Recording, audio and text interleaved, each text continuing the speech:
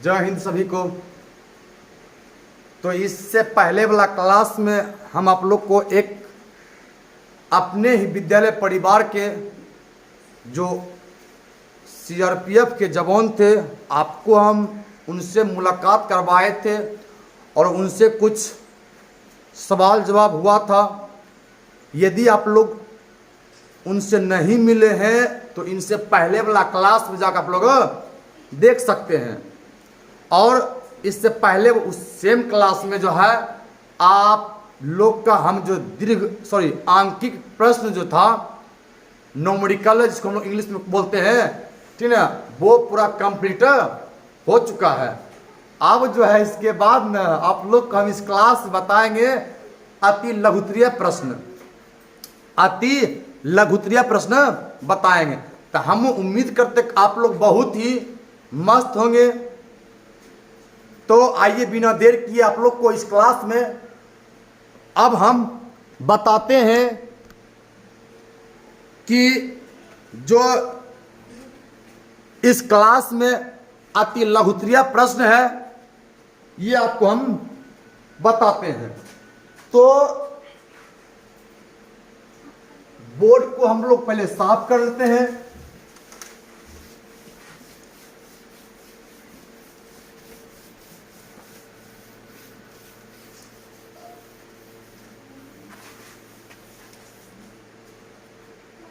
हम लोग ठीक 12-21 क्वेश्चन पढ़ेंगे और उसका क्या रहेंगे, हम लोग जवाब देते चलेंगे। तो जो आपका अति लघुत्तरीय क्वेश्चन है वो देखिए, पहला क्वेश्चन कहता है कि समतल दर्पण पर पड़ने वाली, समतल दर्पण पर पड़ने वाली एक ही प्रकाश की किरण की कितनी परावर्तित किरणें हो सकती है। तो एक नंबर का जो अति लघुत्तरीय है, अति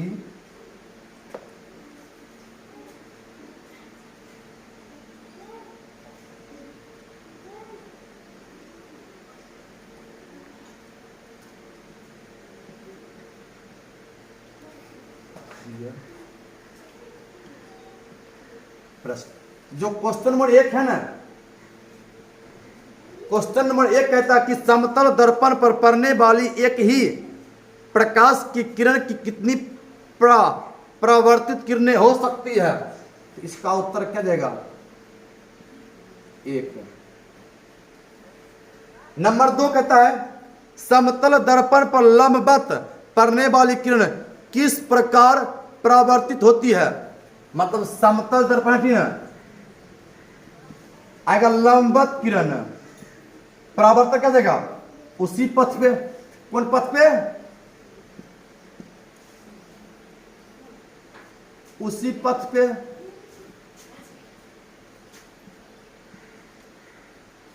नंबर 3 क्वेश्चन है, समतल दर्पण पर अभिलंब आपतन के लिए परावर्तन कोण का मान कितना होता है। तो 0 डिग्री। कितना डिग्री, समतल दर्पण अभिलंब आपतन के परावर्तन क्या देगा, इसी पाएगा, वापस इस पे चलेगा। कितना मान है, 0 डिग्री। कितना डिग्री, 0 डिग्री।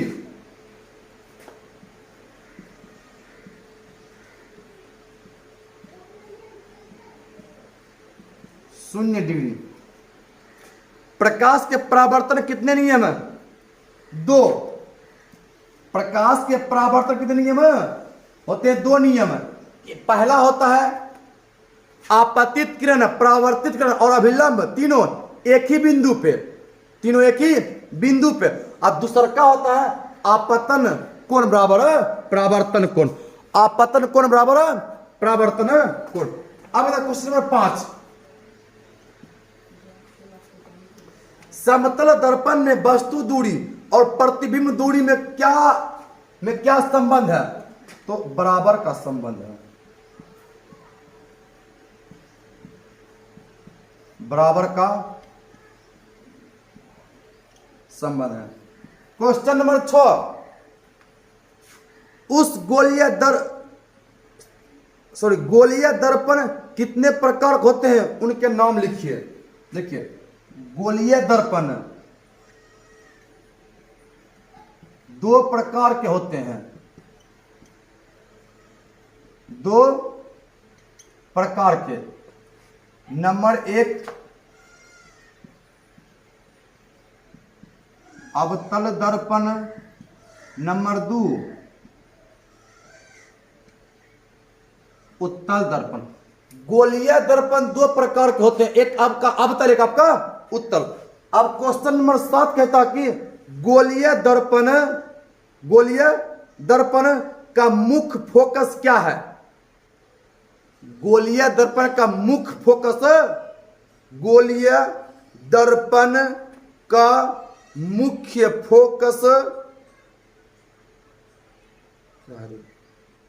गोलीय दर्पण का मुख्य फोकस क्या है। गोलीय दर्पण एक आपका उभरा हुआ, एक आपका धंसा हुआ। इसमें ऐसे आ जाएगा, कहता मुख्य फोकस, मुख्य फोकस आपका एक यहां आ जाएगा, ये उत्तल के लिए। यदि बात की जाए अवतल के लिए, सॉरी आपका ये क्या जाएगा, ये आपका अवतल के लिए, आपका ये अवतल के लिए, और आपका ये क्या जाएगा, मतलब कि डालेंगे क्या जाएगा पर, ये फोकस हो जाएगा यहां, मुख्य फोकस क्या जाएगा, उत्तल के लिए, अवतल के लिए ये हो जाएगा।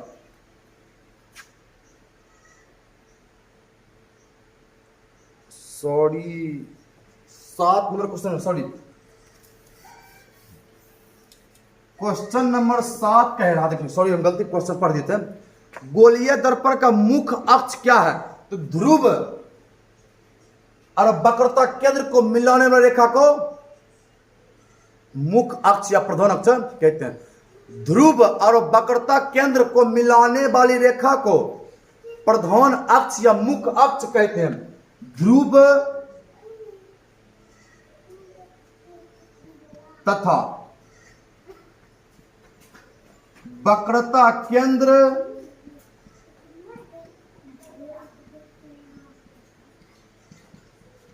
मिलाने वाली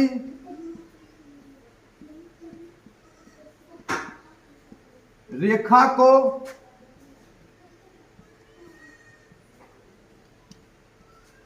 मुख्य अक्ष या इसी को न प्रधान अक्ष कहते हैं। ध्रुव और वक्रता केंद्र को मिलाने वाली रेखा को मुख्य अक्ष या प्रधान अक्ष कहते हैं। क्वेश्चन नंबर 8, अवतल दर्पण के फोकस की परिभाषा दे। अवतल दर्पण के फोकस की परिभाषा देखिए, अवतल दर्पण हम एक तैयार कर लेंगे, वैसा दर्पण जिसका उभरा हुआ भाग कलय किया गया उसे अवतल दर्पण कहते हैं। वैसा दर्पण जिसका उभरा हुआ भाग कलय के उसको अवतल दर्पण कहते हैं। देखिए इसमें दर्पण के मध्य बिंदु दर्पण का ध्रुव कहते हैं। जब अवतल दर्पण में प्रकाश किरण जाएगा प्रधान अक्ष के समांतर, प्रधान अक्ष के समांतर, तो वह जो परावर्तन के बाद जिस बिंदु से गुजरती है ना, परावर्तन के बाद जिस बिंदु से गुजरती है उस बिंदु क्या कहते हैं, फोकस कहते हैं। मतलब अवतल दर्पण में प्रकाश की किरण जब डालेंगे प्रधान अक्ष के समांतर, प्रधान अक्ष के समांतर, परावर्तन के बाद किरणें जहां से गुजरती है, जिस बिंदु से गुजरती है, उस बिंदु को, इस बिंदु को कहते हैं फोकस कहते हैं। क्वेश्चन नंबर 9, गोलीय दर्पण की फोकस दूरी और उसकी वक्रता त्रिज्या में क्या का संबंध है। क्वेश्चन में यहां आपका 8 ये था। क्वेश्चन नंबर 9 देखिए, गोलीय दर्पण वक्रता त्रिज्या और फोकस दूरी में क्या संबंध है। देखिए एक होता है R बराबर 2f के संबंध है, या f बराबर r/2 का संबंध है। R बराबर 2F का संबंध है या F बराबर R/2 का संबंध है। अब क्वेश्चन नंबर 10, क्वेश्चन नंबर 10 सुनिएगा।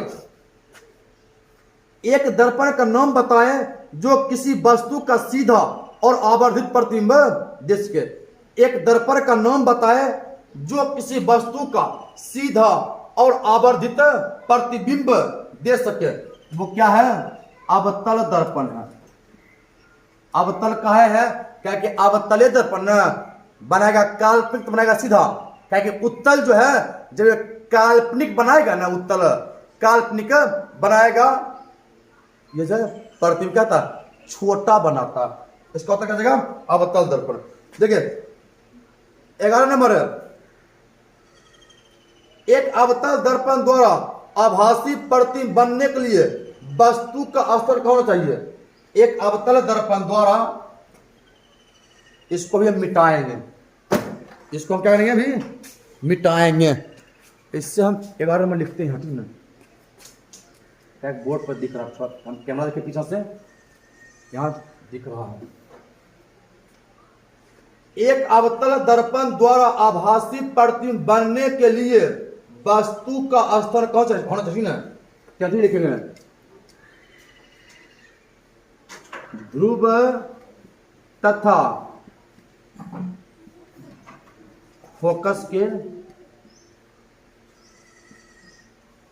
बीच, ध्रुव तथा फोकस के बीच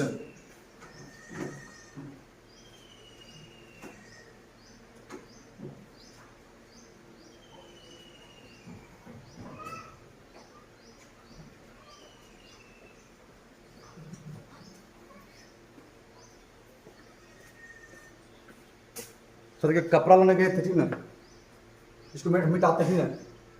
11 कब का हो गया?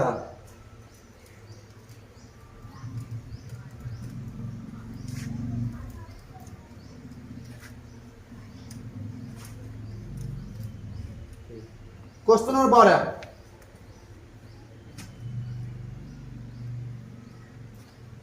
कहता कि यदि कोई वस्तु किसी अवतल दर्पण के वक्रता केंद्र पर रखी हो, यदि कोई वस्तु किसी अवतल दर्पण के वक्रता केंद्र पर रखी हो, उसका प्रतिबिंब कहां और कैसा बनता है? तो प्रतिबिंब वक्रता केंद्र पर ही बनता है। वस्तु के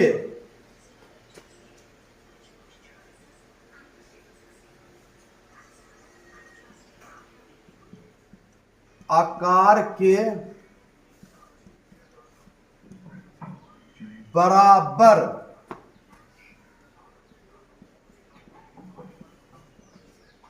प्रतिबिंब बनता है तथा वास्तविक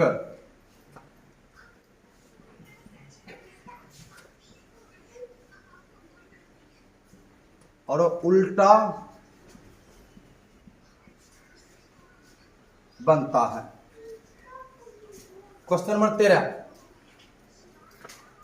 किसी वस्तु दूरी u का चिन्ह क्या होगा जब एक अवतल दर्पण के सामने, अवतल दर्पण हो चाहे उत्तल दर्पण हो, वस्तु दूरी हमेशा है हमेशा ऋणात्मक।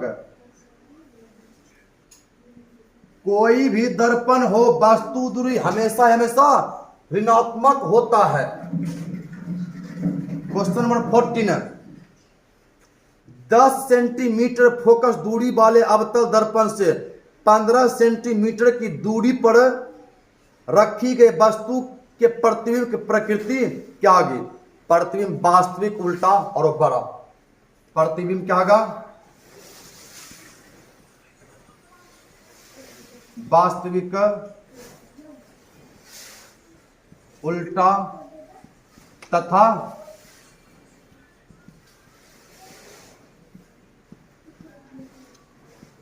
बड़ा बनता है। क्या होता है?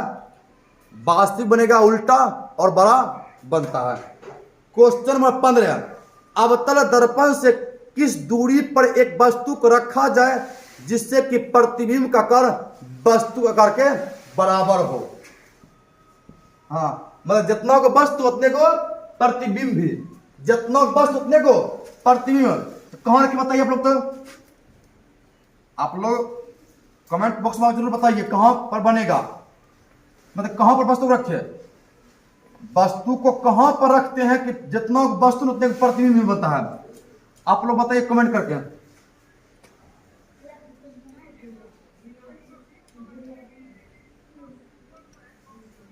वक्रता केंद्र पर। क्वेश्चन नंबर 16, किस गोलीय दर्पण में केवल काल्पनिक प्रतिबिंब, कौन में? अवतल दोनों बनाता है। अवतल दर्पण वास्तविक भी अकाल्पनिक भी, लेकिन उत्तल क्या है? केवल काल्पनिक। उत्तल दर्पण क्या आएगा? उत्तल दर्पण। क्वेश्चन नंबर 17, क्या एक उत्तल दर्पण की वास्तविक वस्तु का वास्तविक प्रतिबिंब बनेगा? उत्तल दर्पण है ना, और उत्तल दर्पण यह कभी भी वास्तविक प्रतिबिंब नहीं बनाता है। उत्तल दर्पण जो है, उत्तल दर्पण जो है, यह कभी भी कोई भी वस्तु का वास्तविक प्रतिबिंब नहीं बनाता है। क्वेश्चन नंबर 18, एक दर्पण की फोकस दूरी -15 सेंटीमीटर है। -15 सेंटीमीटर है। अब अवतल उत्तल, अवतल क्या होगा? अवतल होगा। माइनस फोकस है अवतल। आप लोग को हम पहले भी बताए थे कि अवतल दर्पण की फोकस दूरी वक्रता त्रिज्या ऋणात्मक, अवतल दर्पण की फोकस दूरी वक्रता त्रिज्या ऋणात्मक, उत्तल की धनात्मक। क्वेश्चन नंबर 19, यहां करते क्वेश्चन नंबर 19,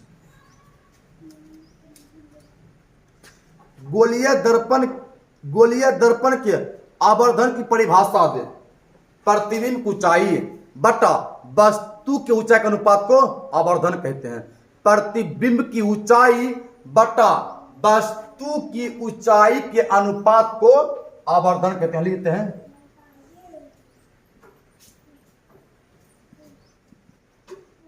प्रतिबिंब की ऊंचाई तथा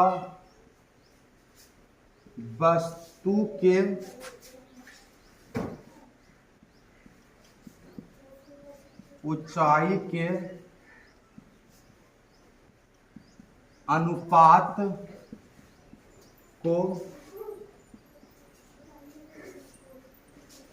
आवर्धन कहते हैं। आवर्धन बराबर सूत्र भी लिख देते हैं, ठीक है? इसे पूछ नहीं रहा है लेकिन लिख देते हैं।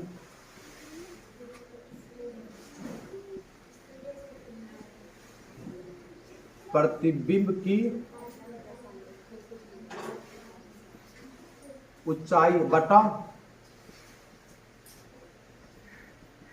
वस्तु की ऊंचाई, मतलब m बराबर h डैश बट्टे h, h डैश बट्टे h। प्रतिबिंब की ऊंचाई और वस्तु के ऊंचाई के अनुपात को आवर्धन कहते हैं। और आवर्धन m बराबर सूत्र होता है h डैश बट्टे h। Question number 20, question number 20,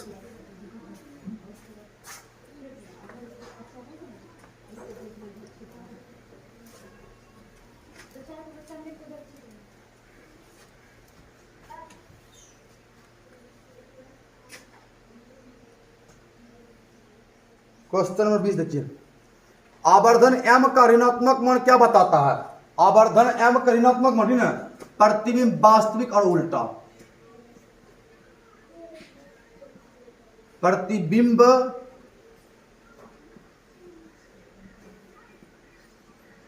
वास्तविक और उल्टा।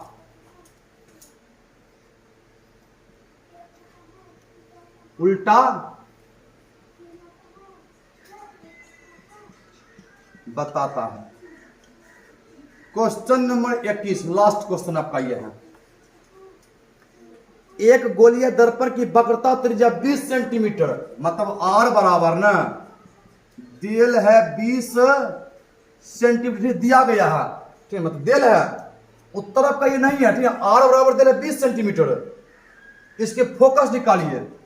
तो हम लोग जानते हैं कि एफ बराबर आर बाय 2, तो आर का मान 20/2, 10 दूनी 20 बराबर 10 सेंटीमीटर। मतलब क्वेश्चन नंबर 21 का उत्तर कितना आएगा?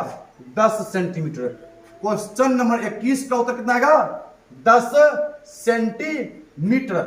वक्रता त्रिज्या दिल है, मेरा फोकस बताइए। तो हम लोग जानते हैं एफ बराबर आर बाय 2, आर का मान 20, तो ऊपर 20 रखते, नीचे 2 है, 10 दूनी 20 दूरी में काट दिए हैं, कितना गया? तो क्वेश्चन नंबर 21 का उत्तर क्या है? 10 है। तो आज के लिए इतना ही। अब आप लोग फिर अगले क्लास में मिलेंगे लघुत्तरीय प्रश्न लेकर। जय हिंद।